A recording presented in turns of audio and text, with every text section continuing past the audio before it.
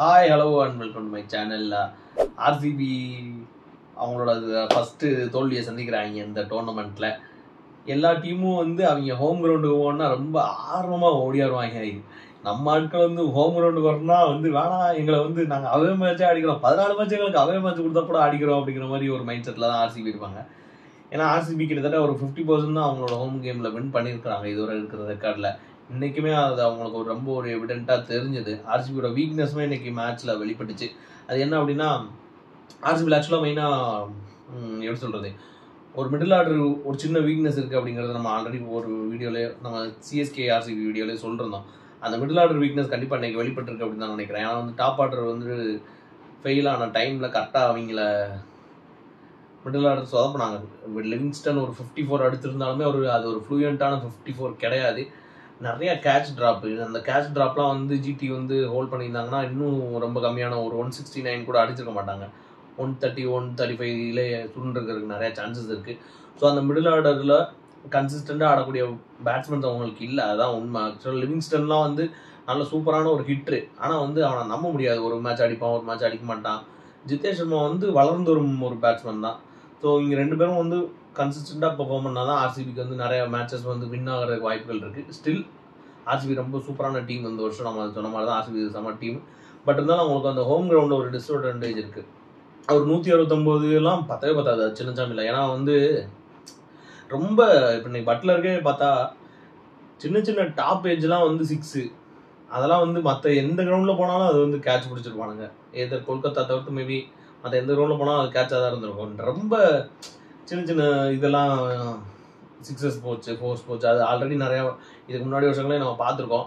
அந்த மாதிரி ஒரு பிச்சில் வந்து எவ்வளோ பெரிய நல்ல பவுலராக இருந்தாலும் திணறுவாங்க. ஏன்னா அவங்க நல்ல லைன் அண்ட் லென்த்தில் போட்டாலுமே அது ஒரு டாப் பிச் 6 போகிறப்போ அவங்களுக்கு ரொம்ப கடுப்பாக இருக்கும். இதில் என்ன ஒரு மெயினான விஷயம் அப்படின்னா, ஸ்ரேயஸ் சர்மா ஆடல. ஸ்ரேயஸ் சர்மா அவங்க ஆட வைக்கவும் முடியாத ஒரு நிலைமை தான் கிட்டத்தட்ட. ஏன்னா வந்து பெங்களூரில் லெக் ஸ்பின்னர்ஸ்க்கு ஒரு ரொம்ப ரொம்ப மோசமான ரெக்கார்ட் இருக்குது. லெக் ஸ்பின்னர் அதிகமாக அடி வாங்கின இடம் வந்து பெங்களூர் தான். ஸோ அவங்களால சூர்யா சர்மா ஆட வைக்க முடியலை. ஸ்வப்னில் சிங்கை கொண்டுடலாம் அப்படின்னு பார்த்தா ஸ்வப்னில் சிங்கும் ஒரு சூர்யா சர்மா கிட்டத்தட்ட லைக் ரீப்ளேஸ். ஸ்வப்னில் சிங்கும் குருணால் பாண்டியாவும் லைக் ரீப்ளேஸ்மெண்ட்டு. ஸோ அது ஒரு பிரச்சனை. இந்த மாதிரி சில பிரச்சனைகள்லாம் ஆர்சிபிக்கு இருக்குன்னு நினைக்கிறேன். மொரார்லெஸ் சின்னச்சாமியில் ஸ்பின் அவ்வளோ தேவை கிடையாது. பட் இருந்தாலுமே வந்து ஒரு 2 நல்ல ஸ்பின்னர்ஸ் இருக்கிறது நல்ல விஷயம் தான். லிவிங்ஸ்டனால் பெருசாக டஃப் கொடுக்க முடியல. ஏன்னா லிவிங்ஸ்டன் வந்து சென்னையில் அதை யூஸ் பண்ணி பிச்சை யூஸ் பண்ணி சூப்பராக போட்டான். ஆனால் அதை வந்து இங்கே கண்டினியூ பண்ண முடியல லிவிங்ஸ்டனால. இங்கே வந்து நல்ல பால் பேட்டுக்கு வருது. ஸோ லிவிங்ஸ்டனை குறை சொல்லி ஒன்றும் இல்லை. பட் வந்து லிவிங்ஸ்டனை வந்து எல்லா பிச்சிலையும் வந்து அவங்க நம்பி ஒப்பேற்ற முடியாதுன்னு நினைக்கிறேன். கண்டிப்பாக லிவிங்ஸ்டன் இந்த மாதிரி அடி வாங்கினாருன்னா அவங்களோட பிளான்ஸே அங்கே சொதப்புது. ரசிக் தர்சலாமாலே 4 ஓவர் போட முடியல. அடி வாங்கினதுனால ரசிக் தர்சலாமே உட்கார வைக்க வேண்டிய ஒரு சுச்சுவேஷனு. ஸோ இந்த மாதிரி பிரச்சனைகள்லாம் சின்ன பிரச்சனைகள்லாம் ஆர்சிபி சுற்றி இருக்குது. மோஸ்ட்லி இந்த மேட்ச்க்கு ஆர்சிபி தான் ஃபேவரட்டாக வந்தாங்க. நானுமே ஆர்சிபி தான் வின் பண்ணுவாங்க அப்படின்னு சொல்லி நினச்சேன். பட் ஜிடி வந்து ஒரு கிளியராக பிளான்ஸோட வந்தாங்க. சிராஜ் நமக்கு ஒரு வளர்த்த கடை மாறல பாய்ஞ்ச மாதிரி அவங்களுக்கு ஒரு வளர்த்த கடை மாறல பாய்ஞ்சிருச்ச மாதிரி 3 wickets 19 ரன்ஸோ 18 ரன்ஸோ தான் சிராஜ். சூப்பரான ஒரு ஸ்பெல்லு. இதுவே சால்ட்டோட விக்கெட் ஃபஸ்ட்டு எடுத்துருக்க வேண்டியது சிராஜ். அது பட்லர் வந்து ஒரு பாப்பா கேட்ச விட்டான் ஆள். இங்கே வருது பாலு, இங்கே நம்மள நெஞ்சில் வாங்குறான் போயிட்டு அதை போயிட்டு.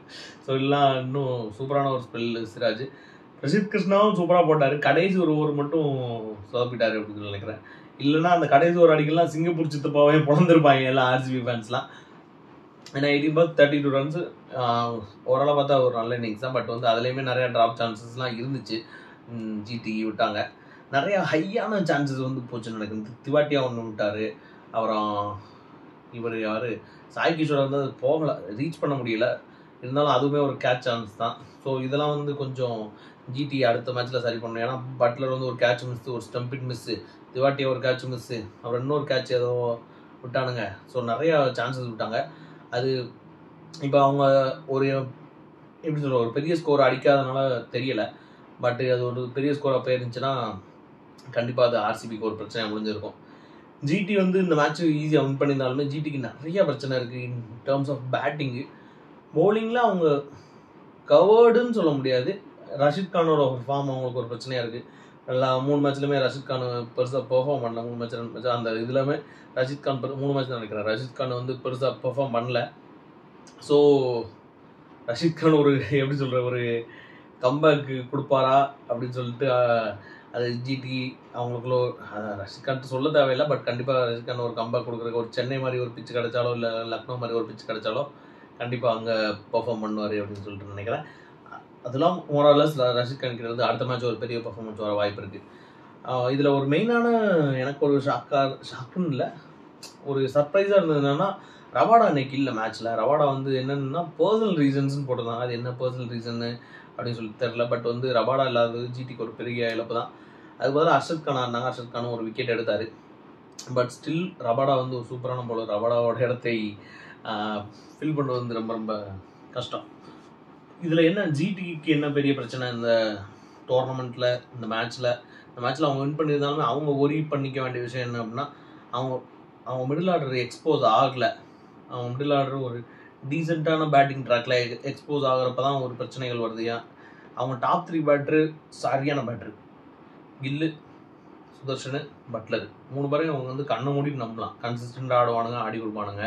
சுதர்ஷனுக்கு நம்ம சாய் சுதர்ஷன் மெயினாக சொல்லி ஆகணும். எல்லாம் 3 மேட்சும் சூப்பரான ஒரு இன்னிங்ஸு. ஸோ அவங்க 3 பேரையும் கண்டிப்பாக நம்பலாம். அடுத்து பேட்ஸ்மேன்லாம் பார்த்தீங்கன்னா ஷர்ஃபன் ரதர்ஃபோர்டு, திவாட்டியா, ஷாருக் கானு, அதுக்கப்புறம் டேரக்டாக அர்ஷத் கான் வந்துடுறாருன்னு நினைக்கிறேன். இது வந்து ரொம்ப ஒரு வல்னரபிளான பேட்டிங்கு. ஒரு பிச்சில் கொஞ்சம் ஒரு அசிஸ்டன்ஸ் இருந்துச்சு அப்படின்னா மாட்டிப்பானுங்க அங்கே போயிட்டு. எப்படின்னா இது எப்படி அவங்க இவ்வளோ ஒரு வல்னரபிளாக ஒரு பேட்டிங் வச்சுருக்காங்க அப்படின்னு சொல்லி தெரியல. ஷெர்ஃபன் ரதர்ஃபோர்ட் கிட்ட என்ன கண்டாங்கன்னு தெரியல. ஒரு காலத்தில் ஒரு கொஞ்சம் நல்லா அதடி ஆடிட்டு இருந்தேன். இப்போ பெருசாக ஆடுற மாதிரி தெரியல. ஃபிலிப்ஸை ட்ரை பண்ணி பார்க்கலாம். ஃபிலிப்ஸ் வந்து சூப்பராக ஒரு ஃபீல்டிங்லேயே நல்லா ஹெல்ப் பண்ணுவார். ஸோ ஃபிலிப்ஸை ஏன் ட்ரை பண்ண மாட்டாங்க அப்படின்னு சொல்லி தெரியல. ஸோ ஃபிலிப்ஸ்க்கு அவங்க ஒரு சான்ஸ் கொடுத்து பார்க்கலாம்னு நினைக்கிறேன். ஸ்டில் அவங்க எப்படியாவது இன்னொரு எக்ஸ்ட்ரா பேட்டரை உள்ளே நுழைக்கிறதுக்கு உண்டான வழிகளை பார்க்கணும்னு நினைக்கிறேன். ஜிடி அவங்களுக்கு ஒரு நல்ல ஆப்ஷன்ஸ்லாம் இருந்துச்சு இதுக்கு முன்னாடி. அதெல்லாம் நிறைய ஆப்ஷன்ஸில் விட்டாங்க. ஸோ கண்டிப்பாக அதை ஜிடி சரி பண்ணணும். இல்லைனா வந்து ஒரு பேட்டிங் ட்ராக்காக கிடைக்கிறப்ப ஒப்பேத்துருவானுங்க. ஒரு அசிஸ்டன்ஸ் இருக்கிற மாதிரி ஒரு ட்ராக் கிடைக்கிறப்ப கண்டிப்பாக மாட்டிப்பாங்க. அதே மாதிரி ஆர்சிபிக்கு இந்த பக்கம் பார்த்தா ஆர்சிபி கண்டிப்பாக அடுத்து அவங்க கண்டினியூஸாக 2 மேட்ச் வந்து சின்னசாமியில் இல்லை. அடுத்து மேபி மும்பை போகிறாங்கன்னு நினைக்கிறேன். ஆர்சிபி மும்பைக்கு ஒரு மேட்ச் இருக்குன்னு நினைக்கிறேன். அந்த மேட்ச்லையும் கண்டிப்பாக அவங்களுக்கு பெருசாக பிரச்சனைகள் இருக்காது. ஏன்னா ஒரு நல்ல பேட்டிங் பிச்சு மும்பையை பொறுத்தவரை சமாளிச்சுடுவாங்க. அதான் அவங்களுக்கு வந்து ஒரு ஸ்பின்னர் கண்டிப்பாக லேக் ஆகுது ஆர்சிபிக்கு. அந்த ஒரே ஒரு ஸ்பின்னர் பிரச்சனை அவங்க ஃபிக்ஸ் பண்ணிட்டாங்க அப்படின்னா இன்னும் அவங்களுக்கு கரெக்டாக இருக்கும். அதே மாதிரி மிடில் ஆர்டரில் ஒரு கன்சிஸ்டண்டாக ஆடணும். ஒரு மிடில் ஆர்டர் பேட்ஸ்மேன் கிட்ட இருந்து ஒரு 450 ரன்ஸ் இந்த சீசன் அந்த மாதிரி வர்ற மாதிரி ஒரு பேட்ஸ்மேன் அவங்களுக்கு வேணும் கண்டிப்பாக. அது பட்டிதார் அப்படின்னு சொல்லலாம். ஏன்னா பட்டிதார் என்ன பொறுத்தவரை நான் ஒரு டாப் ஆர்டர் பேட்ஸ்மேனாக தான் கன்சிடர் பண்ணுறேன். ஏன்னா நம்பர் 3ல படிக்கல் வந்து அவ்வளோ நம்ப முடியாது. ஸோ அந்த either from Jitesh Sharma, Livingstone இவங்க 2 பேர்கிட்ட இருந்து ஒரு 400 ரன்ஸ் ப்ளஸ் சீசன் வரணும். வந்தால் தான் ஆர்சிபிக்கு அது பெரிய நல்ல விஷயமா அமையும் நினைக்கிறேன். இல்லைனா வந்து ரொம்ப ஆர்சிபிக்கு ஒரு கஷ்டம் தான். அவங்க நல்ல லைனப்பாக இருந்தாலுமே அந்த ஒரு விஷயங்கள்லாம் இருக்குது. ஒரு ஸ்பின்னர் லேக்கு, மிடில் ஆர்டர் ஒரு கன்சிஸ்டன்சி வேணும். இந்த 2 விஷயமும் அவங்க கண்டிப்பாக ஃபிக்ஸ் பண்ணாங்கன்னா ஆர்சிபி வந்து ஒரு பெரிய டஃப் கொடுப்பாங்கன்னு நினைக்கிறேன். அது வரும் காலங்களில் கோலிக்கு வேறு இன்றைக்கி ஏதோ அடிபட்டுச்சு நினைக்கிறேன். அது கோலிலாம் ஈஸியாக ரெக்கவர் ஆகிடுவார். பட் மேபி கோலியும் ஒரு அதிரடியான ஒரு ஃபார்மும் வேணும் அப்படின்னு சொல்லி நினைக்கிறேன். கேகேஆர் கூட நல்லா சூப்பராக ஆடினார். சென்னை கூட 30 பால் 31 இன்றைக்கி ஒரு சீக்கிரமே அவுட்டு. ஸோ கோலிக்கிட்ட இருந்து ஒரு கன்சிஸ்டண்டாக ஒரு சூப்பரான ஒரு 750 ரன் சீசனும் வரணும். இதெல்லாம் வந்தால் அந்த ஈசாலா கப்பு நம்மளால் ஆகிறதுக்கு வாய்ப்பு இருக்குது. அவங்க இன்னொரு ஸ்பின்னர் இன்னொரு சுயா சர்மா வந்து நல்ல ஸ்பின்னர். பட் வந்து நம்பி எல்லா மேட்சும் எடுக்க முடியாது. இன்னொரு ஸ்பின்னர் எடுத்துக்கலாம். அவங்க ஏதாவது ஒரு லெக் ஸ்பின்னர் ஏதாச்சும் ஒரு லெக் ஸ்பின்னரோ இல்லை ஒரு நல்ல ஒரு ஆஃப் ஸ்பின்னரோ எடுத்துக்கலாம். லிவிங்ஸ்டன் ஓகே தான். பட் அந்த ஒரு ஸ்பின்னரும் அவங்களுக்கு ஒரு மிஸ் ஆகுதுன்னு நினைக்கிறேன். இதெல்லாம் சரி பண்ணிட்டு ஆர்சிபி அடுத்த மேட்ச் வின் பண்ணுவாங்களா இல்லை வந்து என்ன பண்ணுவாங்க? அடுத்து சின்னசாமியில் நடக்கிறப்ப இப்போ சேலஞ்சஸ்லாம் எப்படி எதிர்கொள்ள போகிறாங்க அப்படிங்கிறது ஒரு பெரிய விஷயம் இருக்குது. ஒரு இன்கேஸ் அவங்க பேட் ஃபர்ஸ்ட் பண்ணாங்க, ஃபீல்ட் ஃபர்ஸ்ட் பண்ணுறப்ப கூட ஒரு 235 ரன்ஸ் போயிடுச்சுன்னா அதை எப்படி சேஸ் பண்ண முடியுமா அந்த பேட்டிங் லைன் அப்பில் அப்படின்னு சொல்லி அதையும் யோசிக்க வேண்டிய விஷயம். இதெல்லாம் தாண்டி நிறையா வருங்காலங்களில் வரும் மேட்சுகளில் தான் தெரிய வரும். ஜிடி வந்து கண்டிப்பாக ஜிடிலாம் வந்து மாட்டிப்பாங்க. இந்த பேட்டிங் லைனப்பில் கண்டிப்பாக நிறைய இடங்களில் மாட்டிப்பாங்க. பட் ஸ்டில் ஆர்சிபிக்கு நிறையா சான்சஸ் இருக்குது. அதை எப்படி யூட்டிலைஸ் பண்ணி எப்படி ஆர்சிபி பிளே ஆஃப் போகுதா இல்லையான்னு பார்க்கலாம். இந்த வீடியோ உங்களுக்கு பிடிச்சிருந்துச்சுன்னா லைக் பண்ணுங்கள். அப்புறம் வேறு ஏதாவது உங்களுக்கு ஒப்பீனியன்ஸ் இருந்தால் கமெண்ட் பண்ணுங்கள். உங்கள் ஃப்ரெண்ட்ஸ்லாம் ஷேர் பண்ணி விடுங்க. அப்புறம் சப்ஸ்கிரைப் பண்ணிக்கோங்க. தேங்க்யூ.